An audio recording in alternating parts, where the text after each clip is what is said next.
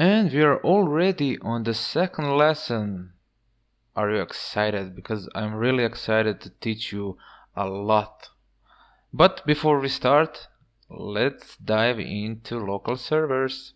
So, what are the local servers?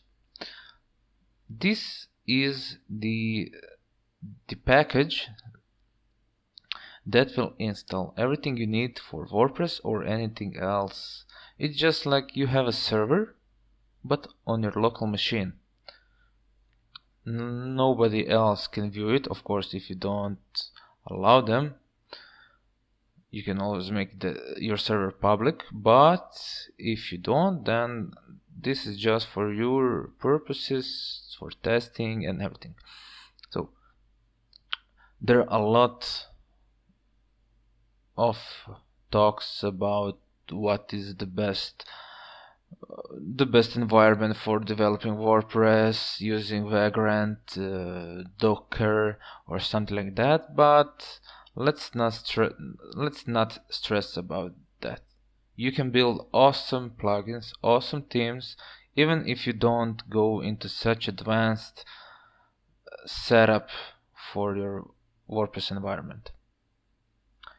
The easiest one, in my opinions, are XAMPP, which you just download for whichever platform you're using. Install it as any other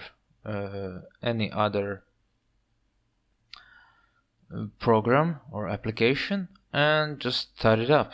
Once you start it up, you can then use the server for your own products, applications and anything else. There are a bunch of videos on YouTube on how to start XAMPP and the other two which I will present to you. So you're really good to go if you are stuck somewhere in the process of deploying or in the process of installing this, then you can check on the internet, or you can even contact me and we can see what's going on, and then I can even help you set it up. So sorry about the rambling. The first option which I can suggest to you, especially if you're on Linux, then XAMPP. The other is the MAMP, which also has a MAMP Pro version. And this one, I believe, was first done for Mac, so for the Apple computers, but now you can also use it on Windows.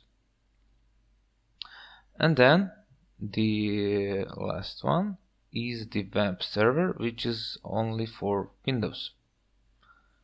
And that's it. So yeah, some of them do have the installing instructions on the homepage, some don't, but they're pretty simple. So you just, when you install, you will receive something like that on MAMP. On XAMPP is similar, and you can then start the server, stop them, use them how you like. You also get the PHPMyAdmin, which is also a must for reviewing your databases in WordPress and stuff like that. You can also change the settings here and everything.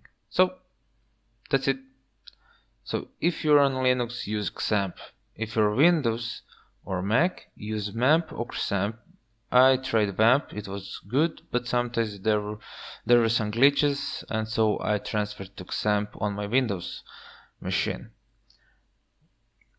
I personally had to create a server locally without these packages, but I'm also thinking to transfer everything to MAMP and use it as my environment for developing. And that's it. So install it, download it, install it, and then in the next lesson I will show you how to install a simple WordPress website. We'll just download it and install it. It's pretty simple. So be sure to get on the next lesson.